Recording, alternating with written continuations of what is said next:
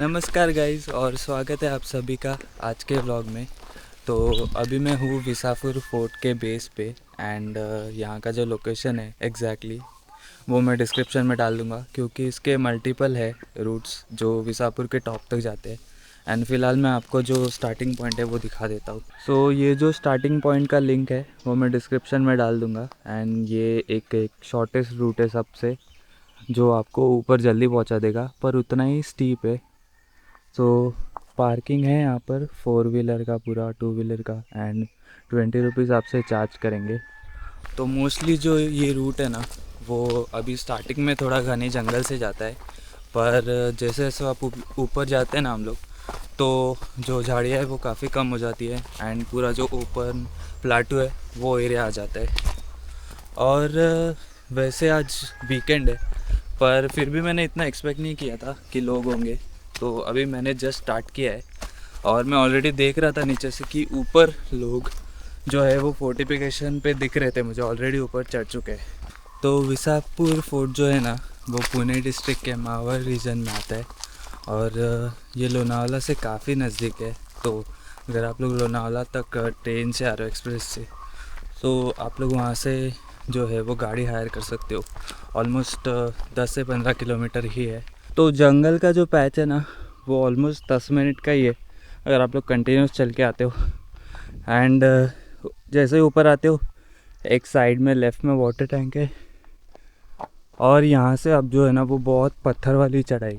अब ये ऑलमोस्ट पूरी 10 मिनट तक शायद ऐसे ही चढ़ाई है और फिर उसके बाद जो है वो लिटरली हम लोग टॉप पे पहुँच जाते। सो अगर 10 मिनट में ये चढ़ लिया मैंने तो ऑलमोस्ट 20-25 मिनट में टॉप तक पहुंच जाएंगे। सो ये शॉर्टेस्ट रूट है, पर उसी के साथ साथ जो है थोड़ा क्लाइंब स्टीप है, तो ऊपर जल्दी पहुंच जाते हैं। एंड ये जो पैच है ना वो मानसून में जो वाटरफॉल होता है, सो वो वाला पैच है पूरा। ये जो यहाँ से पूरा वाटरफॉल होते जाता है नीचे। तो फाइनली टॉप तक आ गए और पीछे आप लोगों को व्यू दिख रहा होगा। और अभी यहाँ पे जो थोड़े फोर्टिफिकेशंस है, जो शायद एक गेट हुआ करता था, एंड जो ग्रीनरीज है सो वो देखते हैं। तो अभी जो फोर्टिफिकेशन है उसकी तो बहुत बुरी हालत है। हाँ, एंड थोड़ा ही आगे जैसे हम लोग आते हैं तो ये शायद से धान्य कोठारा था, यानी कि जहाँ पे ग्रेन स्टोर करते थे। पर अभी तो मतलब शायद बहुत पानी जमा है अंदर। इनफैक्ट अंदर बहुत बड़ा है। तो अभी फोर्ट का ना थोड़ा सा एक मैप समझ लेते हैं। अभी अगर आप लोग ऊपर आओ ना यहाँ से, तो यहाँ से लेफ़्ट साइड में जो मोस्टली जो चीज़ें ना फोर्ट पे जो देखने लायक है वो उस साइड है। वैसे विसापुर पे ज़्यादा चीज़ें है नहीं बची हुई, पर जो मेन है वो साइड है। सो फोर्टिफिकेशन राजवाड़ा जो भी है, और ये साइड मतलब लोहागढ़ के साइड। सो ये साइड में लोहागढ़ है। एंड अगर राइट साइड की तरफ जाओ तो यहाँ पे बोर्ड है, और इस साइड में एक एंड में एक बुरुज है, और महादेव का जो मंदिर है वो यही साइड में है। सो वो देख के आते हैं पहले। हम महादेव के मंदिर की तरफ जाते हुए एक राइट में छोटा सा ट्रेल जाता है। सो वहाँ पे आप लोग चेक कर सकते हो कि यहाँ पे है ना राजवाड़े के जो कुछ अवशेष है सो वो है। इतनी अच्छी हालत में नहीं है, पर एटलीस्ट एक एक्सपीरियंस ले सकते हो कि पहले के ज़माने की चीज़ें जो फोर्टिफिकेशंस थी वो कैसी थी। सो यही से आगे से जो है ना, यहाँ से घूम के जो है वो महादेव के मंदिर की तरफ रोड जाता है, और ये अंदर एक ट्रेल आता है। एंड यहाँ पे जो है वो कुछ अवशेष है। सो सीढ़ियाँ बनी हैं यहाँ पे, तो एक अंदाज़ा लगा सकते हैं कि शायद 2 फ्लोर का होगा। एंड ऊपर की वॉल्स भी काफ़ी ज़्यादा ऊंची है।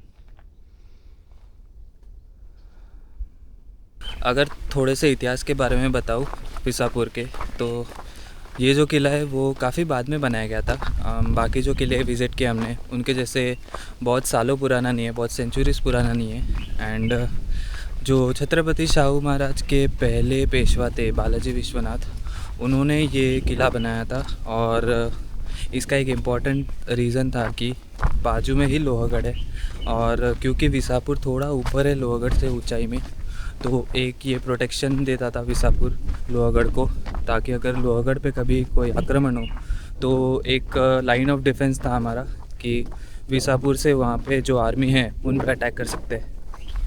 और एक रीज़न जो मैं बोल रहा था कि आपको विसापुर जो है वो जल्दी क्यों स्टार्ट करना चाहिए, तो वो ये भी रीज़न है कि अभी जहाँ से हम लोग ने पूरा टॉप तक क्लाइंब किया, जो एक्चुअल एंट्रेंस है, तो वहाँ से ऑलमोस्ट अगर आप लोग पकड़ोगे कि एक पॉइंट से दूसरे पॉइंट तक, या फिर जो एंट्रेंस है वहाँ से जो फोर्ट का एक्सट्रीम पॉइंट है वहाँ तक जाने में आधे घंटे से भी ज़्यादा लग जाएगा।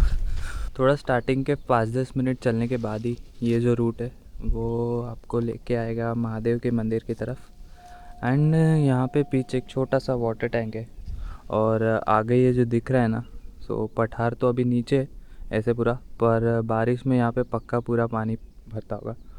और उसके आगे भी कुछ वाटर टैंक्स दिख रहे हैं। तो अब ऑलमोस्ट वहाँ तक जाना है। ये साइड में जो है वो एक ही जो फोर्टिफिकेशन है जो बचा हुआ है, और लेफ़्ट साइड में ना काफ़ी बड़े बड़े जो है वाटर टैंक्स है। तो ऑलमोस्ट अभी 20-25 मिनट लग गए स्टार्ट से यहाँ तक आने के लिए। एंड ये विसापुर का एक साइड का एंड का पोर्शन है, और यहाँ से पूरा व्यू दिखता है। तो यहाँ पर जो है मुंबई पुणे हाईवे है, और यहीं पे कहीं पे तो कार्ला केव्स है।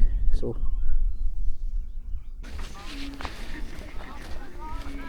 तो आई होप आप लोग को सुनाई दे रहा होगा।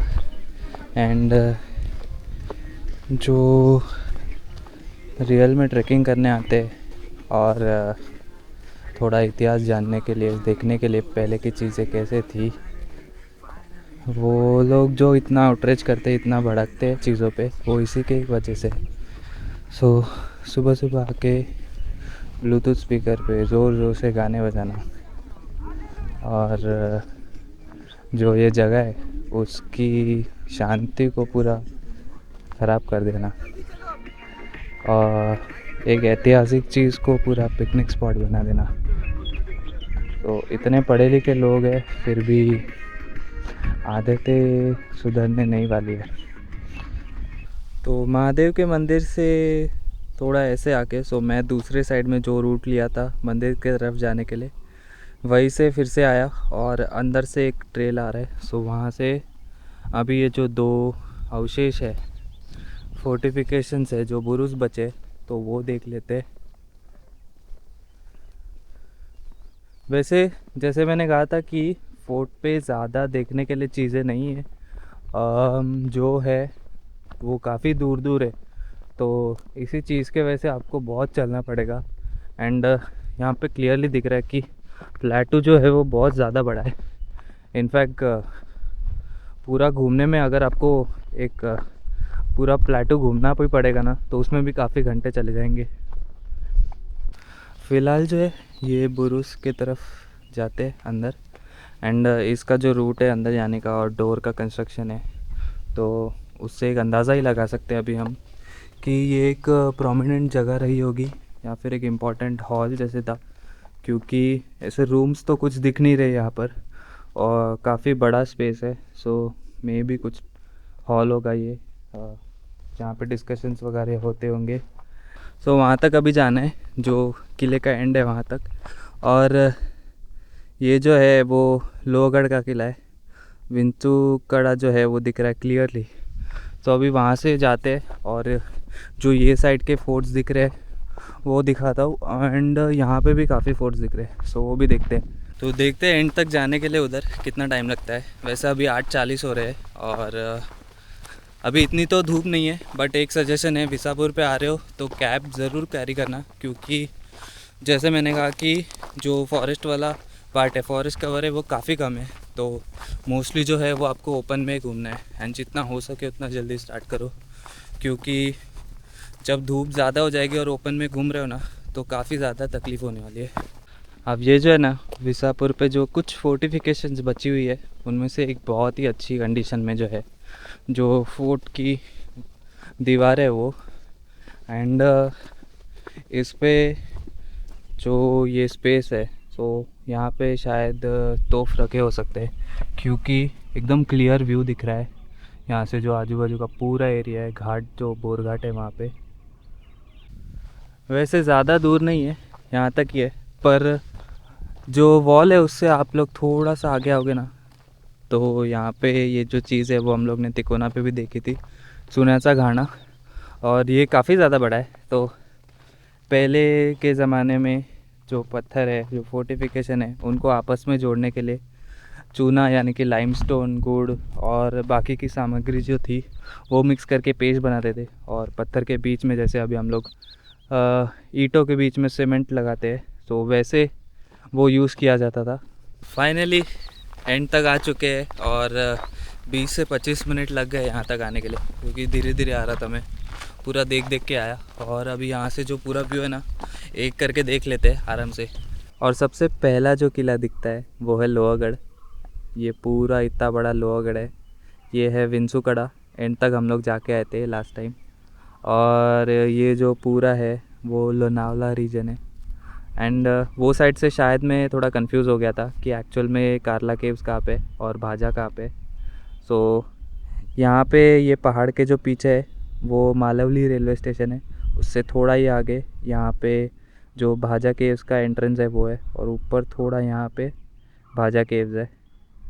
और अगर उससे सीधा यहाँ पे देखोगे ना, यहाँ पे जो पहाड़ दिख रहा है वहाँ पे है कार्ला केव्स और एकवीरा माता का मंदिर। और अगर थोड़ा सा अगर लेफ़्ट में देखे, यहाँ से मे भी दिख नहीं रहा होगा, पर यहाँ पे ना हल्का सा छोटा सा राजमाची दिख रहा है, जो राजमाची का जो मेन अट्रैक्टिव एकदम पॉइंट है, सो वो दिख रहा है।